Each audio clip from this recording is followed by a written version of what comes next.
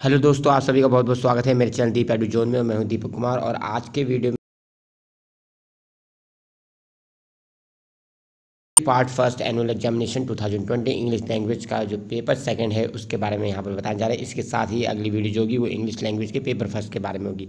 अगर आप कुमाऊं यूनिवर्सिटी के या शोभन सिंह जीना यूनिवर्सिटी जो अल्मोड़ा से कनेक्टेड है उन विश्वविद्यालयों में पढ़ रहे हैं या आपका इंग्लिश ग्रामर अगर आपका सब्जेक्ट है तो ये जो वीडियो है बहुत ही महत्वपूर्ण होने वाली है, क्योंकि इसमें मैं आपको ज़्यादा तो मेनली ये जो वीडियो है वो कुमाऊं यूनिवर्सिटी और जो शोभन सिंह जीना यूनिवर्सिटी है उसके अंडर जो कॉलेजेस आते हैं तो उनके जो एग्जामिनेशन है एनुअल एग्जामिनेशन शुरू होने वाले हैं, तो जिनका इंग्लिश लैंग्वेज पेपर है वो यहाँ पर देख सकते हैं कि किस तरीके से सॉल्व करना है और क्या क्या चीज़ें उसमें पूछी जाती हैं। तो ये आपकी मदद करेगा कि आखिर उसमें कौन कौन सी चीज़ें आती हैं। और कोविड-19 के दौरान जो पेपर हुआ था उसी तरीके से इसको डिज़ाइन किया गया है, ठीक है। तो ये लास्ट ईयर का है जिसके आप देख सकते हैं 2020 का ये पेपर इसी तरीके से इस बार भी आएगा क्योंकि कोविड-19 अभी चल ही रहा है। तो यहाँ पर देख सकते हैं आप, यहाँ पर 2 घंटे का समय है, मैक्सिमम 75 मार्क्स है। तो देखिए क्या लिखा है यहाँ पर, द क्वेश्चन पेपर जो है, जो क्वेश्चन पेपर है is divided into 2 section. Question paper को 2 सेक्शन में डिवाइड किया गया है। 40 marks consist of 4 short answer type question of 10 marks each, तो 10 मार्क्स का एक है एक सेक्शन है। सेक्शन बी जो है 35 मार्क्स का है, consist of 2 long answer type question उसमें है। 17.5 का मार्क्स का हर एक क्वेश्चन है। तो ऑल क्वेश्चन कंपलसरी है। यहाँ पर आप देखते हैं यहाँ पर आगे, तो सबसे पहला जो सेक्शन ए में क्वेश्चन आएगा वो होगा, ठीक है। इसमें अब लिखा भी है, देखिए अटेम्प्ट एनी 4, कोई 4 करने हैं आपको। तो पंक्चुएट करने के लिए आएगा। तो पहला क्वेश्चन क्या है, पंक्चुएशन। अब पंक्चुएशन का मतलब क्या होता है, जैसे कि जो जहाँ पर कैपिटल लेटर बनता है, कहाँ पर स्मॉल लेटर बनता है, ठीक है, क्वेश्चन मार्क हो गया, फुल स्टॉप हो गया और बाकी सब चीज़ें हैं, वो सब चीज़ें इसमें पूछी जाती हैं। जिसमें जो सेंटेंस है उसमें कुछ एरर्स होते हैं, उन एरर्स को आपको फाइंड करना होता है और उसकी जगह पर सही करके उसको लिखना होता है। तो जैसे यहाँ पर आप देखें साहित्य अकेडमी, तो यहाँ पर एस कैपिटल बनेगा, तो आप उसको अंडरलाइन करके जब आप इसे पंक्चुएट करेंगे तो एस कैपिटल बना देंगे। एकेडमी का ए कैपिटल बनेगा, इंडियन का आई कैपिटल बनेगा, ठीक है। साहित्य अकेडमी इंडियास, और यहाँ पर आएगा इंडियास क्योंकि साहित्य अकेडमी जो है इंडिया का, तो साहित्य अकेडमी। तो यहाँ पर साहित्य अकेडमी के बारे में बात हो रही है तो फिर पहले कॉमा लगेगा, तो सुन लीजिए आप। साहित्य का एस कैपिटल बनेगा, अकेडमी का ए कैपिटल बनेगा, उसके बाद क्योंकि अकेडमी उसका कॉमा लगेगा क्योंकि साहित्य अकेडमी के बारे में बात हो रही है, तो इंडियास का आई कैपिटल बनेगा इंडियास। तो यहाँ पर क्या करेंगे, एपोस्ट्रॉफी एस लगा देंगे जो कॉमा करके लगता है, यहाँ पर देख सकते हैं आप। नेशनल का एन कैपिटल बनेगा, अकेडमी का ए कैपिटल बनेगा, लेटर्स का एल कैपिटल बनेगा क्योंकि इंस्टीट्यूट का नाम है यहाँ पर। तो साहित्य अकेडमी कॉमा साहित्य अकेडमी जो कि इंडिया का नेशनल अकेडमी ऑफ लेटर्स है, इज, तो यहाँ पर कॉमा आ गया लेटर्स के बाद भी, is the central institution for literary dialogue publication. तो ये क्या है, सेंट्रल इंस्टीट्यूशन है for literary dialogue publication and promotion के लिए। तो यहाँ पर लिटरेरी का एल, डायलॉग का डी, पी का पब्लिक का पी एंड प्रमोशन का पी कैपिटल बनेगा, ठीक है। ये पे एक इंस्टीट्यूट या प्रकाशन संस्था का नाम है। In the country and the only institution that undertakes literary activity in 24, Indian का आई कैपिटल बनेगा। लैंग्वेजेस इंक्लूडिंग इंग्लिश का ई कैपिटल बनेगा क्योंकि सब्जेक्ट का नेम है, और लास्ट में फुल स्टॉप भी यूज होगा। तो ये सब एरर यहाँ पर हैं, ठीक है। तो आपको इन एरर को क्या करना पड़ेगा, लिखना पड़ेगा। तो आप इसको लिखेंगे तो पंक्चुएट करते जाइएगा और साथ साथ उसे अंडरलाइन भी करते जाइएगा, जिस तरह से मैंने किया देखिए यहाँ पर, ठीक है। इस तरह से अंडरलाइन करने पर ये पता चल जाएगा कि भी यहाँ पर गलती थी और आपने यहाँ पर इसे करेक्ट करके लिखा हुआ है। तो ऐसे इस तरह से करेंगे। उसके बाद आते हैं यहाँ पर, make the meaningful sentence of each of the following idiom phrases. तो लोकोक्तियाँ या मुहावरे आते हैं, मुहावरों को यहाँ पर आपको क्या करना है, आपको यहाँ पर मीनिंगफुल सेंटेंस मेकिंग करनी है, मतलब वाक्य प्रयोग जिससे कहते हैं, आपने बचपन में भी करे होंगे, तो वाक्य प्रयोग करने हैं। लेट द स्लीपिंग डॉग लाई, तो पहली बात तो लेट द स्लीपिंग डॉग लाई का क्या मतलब होता है, इसका ये मतलब होता है to leave a situation as it is otherwise it may trouble, it may cause trouble. तो मतलब टू लीव अ सिचुएशन, किसी सिचुएशन को उसकी हालत पर छोड़ देना, अदरवाइज वो क्या हो सकता है, अगर आप करेंगे तो उसके कारण ट्रबल हो सकती है, परेशानी हो सकती है। तो इसका जैसे लेट द स्लीपिंग डॉग लाई का क्या बन सकता है, यहाँ पर जैसे अगर कश्मीर का मुद्दा कहें, Kashmir people thought that Kashmir is such a issue to let the sleeping dog lie, कि कश्मीर के मुद्दे को लोग ऐसा समझते थे कि जैसी स्थिति उसको वैसे ही छोड़ दिया जाए, कहीं इसके साथ छेड़छाड़ की गई, या कश्मीर का जो आर्टिकल का जो 370 है, ठीक है, उसके साथ छेड़छाड़ की गई तो कश्मीर में दंगे हो सकते हैं या रायोट्स हो सकते हैं, ऐसा माना जाता था। तो कश्मीर को भी ऐसे मुद्दे में माना जाता था कि इसको जैसा है वैसे ही रहने दिया जाए, इसके साथ ज़्यादा कुछ ना किया जाए।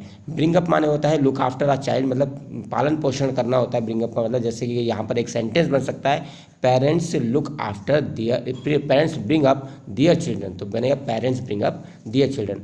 अगला सेंटेंस है, अगला इडियम है cry over the spilt milk, तो अगर दूध गिर जाए तो मतलब तो उस पर क्या रोना, या तो यहाँ पर क्या इसका मतलब cry over the spilt milk, feel sorry और about something that has already happen, मतलब जो चीज़ पहले से हो चुकी है उस पर क्या रोना, मतलब अब पछताए होत क्या जब चिड़िया चुग गई खेत, कुछ इसी तरीके का है। तो जैसे कि you did not work hard, तुमने मेहनत नहीं करी, यू फेल्ड, तुम फेल हो गए, सो पास अवे का मतलब होता है जैसे मर जाना, जैसे there is no one to look after him because her parents, sorry there is no one to look after her because her parents has passed away, ठीक है, क्योंकि उसके माता पिता मर गए तो उसको देखभाल का मतलब होता है स्टार्ट सडनली या to be destroyed in explosion, मतलब अचानक से शुरू करना या मतलब एक्सप्लोजन में नष्ट हो जाना, डिस्ट्रॉय हो जाना, जैसे विस्फोट हो जाना। जैसे as he opened the door of the car was blown up. अब आगे बढ़ते हैं, make meaningful sentence of each of the following foreign word. Foreign words के भी आपको जो सेंटेंस हैं उनके मीनिंग क्लियर करने पड़ते हैं, सेंटेंस बना के मीनिंग क्लियर करना पड़ता है सेंटेंस बनाकर। तो इसके जो एग्जांपल है वो मैं आपको लास्ट में बताऊंगा। तो अभी आगे बढ़ते हैं, ठीक है, यहाँ पर जगह नहीं थी ज़्यादा, तो अभी आगे इसी वीडियो में आप देखेंगे।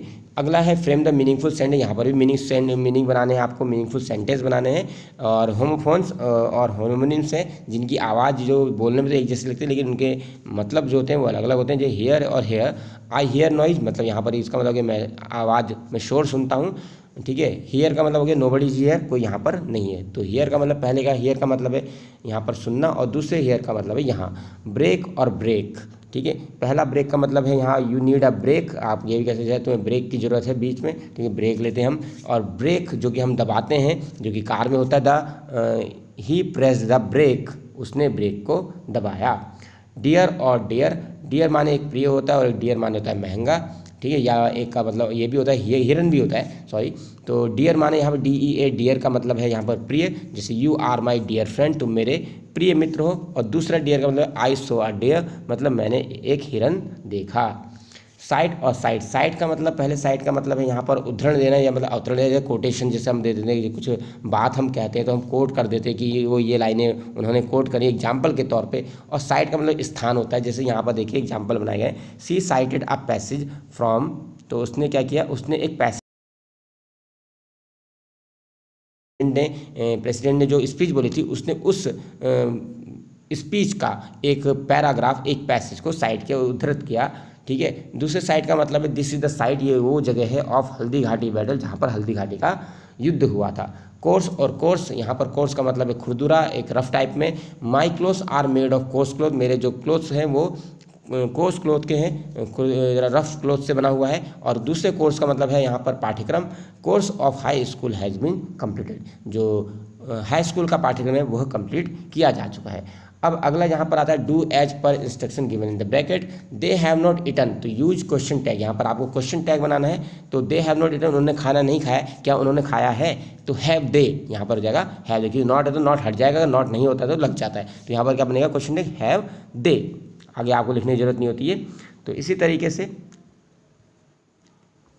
और इसको ज़्यादा डिटेल में समझना है तो मैंने यहाँ पर वीडियो बना रखी हैं, और इंग्लिश लैंग्वेज और इंग्लिश लिटरेचर की प्लेलिस्ट आप चेक कर सकते हैं, ठीक है। तो उसके जो लिंक है वो डिस्क्रिप्शन बॉक्स में दे दिए जाएंगे। तो सी लाइक्स नाइस राइस, तो वह लाइक करती है राइस को, तो यहाँ पर डजंट सी, क्या वो लाइक नहीं करती है, क्योंकि यहाँ पर नेगेटिव नहीं था तो मैंने आगे उसको नेगेटिव बनाया, डजंट सी।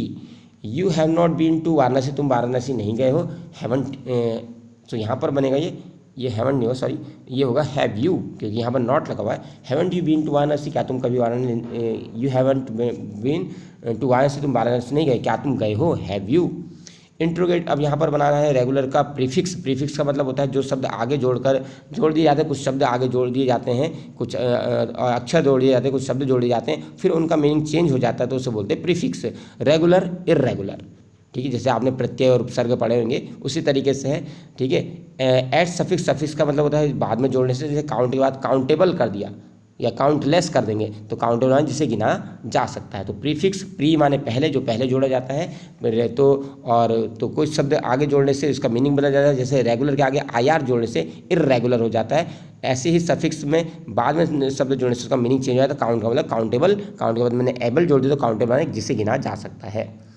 अब अगला है change the form of the following words as per direction, जैसा कि उनमें डायरेक्शन दी गई है उसके हिसाब से इनकी फॉर्म बदलनी है। जैसे प्रिडिक्ट एक वर्ब है तो प्रिडिक्ट का नाउन बनाना था तो प्रिडिक्शन हो जाएगा।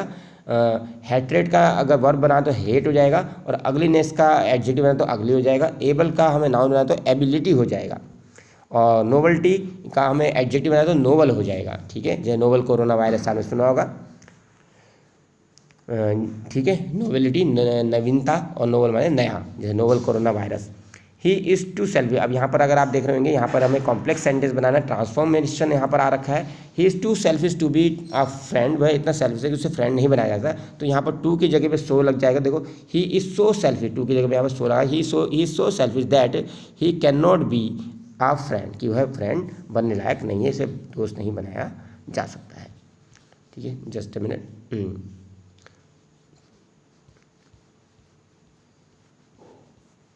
Just minute, yes. तो यहाँ पर आपने देखा,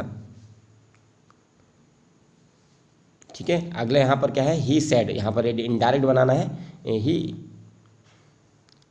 ही said you are a genius Suresh, तो इनडायरेक्ट कैसे बनेगा यहाँ पर, ही टोल्ड सुरेश, तो यहाँ पर सेड है, सेड का टोल्ड हो जाएगा क्योंकि सुरेश बाहर आएगा यहाँ पर। He told Suresh that, you का हो जाएगा सुरेश के हिसाब से ही, इजेमार है तो टेंस चेंज होगा, ही वॉज ए जीनियस। तो इसके लिए तो प्रॉपर लर्न करना पड़ता है अगर आपको सीखना है, ठीक है। तो डायरेक्ट इनडायरेक्ट भी आते हैं, आपको पता चलते रह रहा है कि क्या क्या चीज़ें वहाँ पर पूछी जाती हैं, तो ट्रांसफॉर्मेशन भी आएगा। अगला यहाँ पर देख सकते हैं, यहाँ पर एक एक्सक्लेमेटरी सेंटेंस बनाने के लिए बोला the song is very sweet, तो यहाँ पर हो जाएगा how sweet the song is, कि सॉन्ग कितना स्वीट है, और एक्सक्लेमेशन मार्क भी लग जाएगा। कॉम्प्लेक्स बनाना था अगला सेंटेंस को, तो यहाँ पर लिखा है देखो, रीड द बुक, बुक को पढ़ो, टू राइट इंग्लिश करेक्टली, अगर आपको इंग्लिश करेक्टली लिखनी है, तो यहाँ पर हो गया you should read this book, तुम्हें इस बुक को पढ़ना चाहिए। If you want to write English correctly, अगर आप इंग्लिश को करेक्टली लिखना चाहते हो। तो कॉम्प्लेक्स में क्या होता है, एक प्रिंसिपल क्लॉज होती है, दूसरी उस पर डिपेंडेंट होती है। फिर अगला है passive, one rights a story, तो यहाँ पर हो जाएगा शी राइट्स ए स्टोरी है, a story is written by her, क्योंकि यहाँ पर प्रेजेंट डेफिनिट टेंस है, सी राइट्स है, तो राइट्स का पैसिव बनता है इजेमार प्लस मेन वर्ब की थर्ड फॉर्म, तो इजेमार की थर्ड फॉर्म यहाँ पर लगाई गई है, ठीक है। तो अब यहाँ पर देखिए एक ऐसे आएगा, आर्टिकल लिखने के लिए आ जाएगा, यहाँ पर ऐसे देखिए कोरोना वायरस पर आया है, और इसका जो कोरोना वायरस का जो आर्टिकल है और ऐसे है वो हमने अपने यूट्यूब चैनल में डाल रखा है, तो आप वहाँ पर चेक कर सकते हैं। तो मैंने बोला कि लिंक दे दिया जाएगा आपको इंग्लिश लैंग्वेज, इंग्लिश लिटरेचर का, तो वहाँ पर कई सारी वीडियोज़ पढ़ी हैं जिससे आपकी हेल्प होगी, ठीक है। इंडियन कल्चर, और दूसरा है impact of mobile of youth, तो क्या मोबाइल का यूथ पर क्या प्रभाव पड़ रहा है। दूसरा यहाँ पर देखिए एक लेटर राइटिंग है, तो लेटर राइटिंग में हमने बता रखी complain letter, writer letter, job letter, सब हमने वीडियो बना रखे हैं, पूरा मैटर तैयार है, बस आपको देखने की देर है। प्लेलिस्ट में जाके चेक करने की देर है, डिस्क्रिप्शन बॉक्स में चेक कर लीजिएगा अगर आप चेक नहीं कर पा रहे तो, या आप मेरे से कमेंट बॉक्स में भी आप लिंक मांग सकते हैं। एक लेटर लिखना है एडिटर को, हिंदुस्तान टाइम्स को, शोइंग यू कंसर्न, अपना कंसर्न दिखाना है, टू एज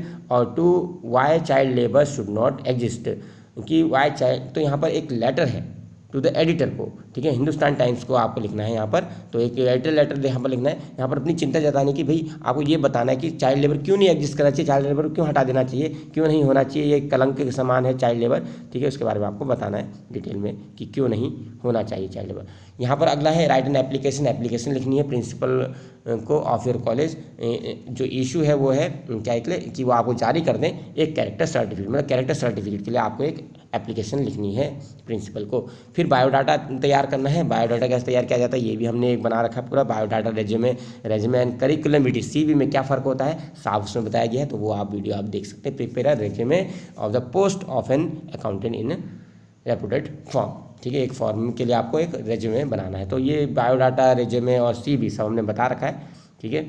जैसे आप देख सकते हैं यहाँ पर ये क्वेश्चन आ रखे हैं। फिर अगला है राइट ए प्रेस रिपोर्ट। जी हाँ, प्रेस रिपोर्ट एक न्यूज़पेपर के लिए कैसे लिखते हैं तो ये भी आप देख सकते हैं। ठीक है, यहाँ पर प्रेस रिपोर्ट लिखनी है। जो हाल ही में रिसेंट स्नोफॉल हुआ था, नैनीताल में बर्फ़ गिरी थी, तो रिपोर्ट राइटिंग कैसे करते हैं वहाँ पर बताया गया है। तो हमारे सारे वीडियोज़ बने हुए हैं, वहाँ पर आप देख सकते हैं। You are the president of the English association of your college. आप प्रेसिडेंट हो अपने इंग्लिश एसोसिएशन कॉलेज के। एक नोटिस लिखना है, तो नोटिस राइटिंग पे भी हमने बना रखा है। नोटिस राइटिंग 3 प्रकार की होती है। एडवर्टाइज के लिए नोटिस लिखना पड़ता है, आपको न्यूज़पेपर के लिए लिखना पड़ता है, स्कूल के लिए लिखना पड़ता है और पब्लिक नोटिस लिखना पड़ता है। तो सारे नोटिस वहाँ पर बताए गए हैं, सारे वीडियोज़ बने हैं। Right A notice for the student. तो एक राइट स्टूडेंट के लिए, स्टूडेंट्स के लिए मतलब स्कूल के लिए आपको एक नोटिस लिखना है ऑफ योर कॉलेज, तो अपने कॉलेज के, to attend the annual function of the association की। जो एनुअल फंक्शन होने वाला है एसोसिएशन का, उसको अटेंड करें सभी बच्चे। तो ऐसे करके आपको बनाना है। तो अब हम बात कर लेते हैं यहाँ पर जो फॉरेन वर्ड्स थे, फॉरेन वर्ड्स के किस तरीके से सेंटेंस बनाए जाएंगे। जैसे ADIEU, एडीयू ये एक फॉरेन वर्ड है जिसका मतलब होता है गुड बाय। तो हम इसका सेंटेंस क्या बनाए यहाँ पर देख सकते हैं। सी बिट्स एडीयू गुड बाय कहती है। ठीक है, टू हर, यहाँ पर क्या है, हिज नहीं होगा, हर होगा, इसे थोड़ा सा करेंगे। सी तो वो क्या कहती है, अपने दोस्तों को क्या कहती है, बिड माने कहती है, गुड बाय कहती है, when she was going to leave for America, जब वो अमेरिका छोड़ने वाली। तो एडियो एक ऐसा एक्सप्रेशन है जिसका गुड बाय कहने के लिए यूज किया जाता है। अल्टर ईगो का मतलब है अ पर्सन सेकेंडरी पर्सनालिटी, मतलब एक व्यक्ति का दूसरा दोहरा चरित्र या दोहरा व्यक्तित्व। आई शैल नॉट से much about alter ego party. मुझे ज़्यादा कुछ नहीं कहना है जो अल्टर ईगो पार्टी होती हैं, जो दोहरे चरित्र रखती हैं या दोहरे चेहरे रखती हैं। स्टेटस क्वो का मतलब current political situation, current political और सोशल कंडीशन, मतलब जो वर्तमान में राजनीतिक और सामाजिक स्थिति है उसको स्टेटस क्वो कहा जाता है। स्टेटस क्वो ऑफ अफगानिस्तान, जैसे अगर अफगानिस्तान की राजनीतिक और सामाजिक स्थिति है तो वो आजकल बहुत ही नाजुक है, इज़ वेरी क्रिटिकल।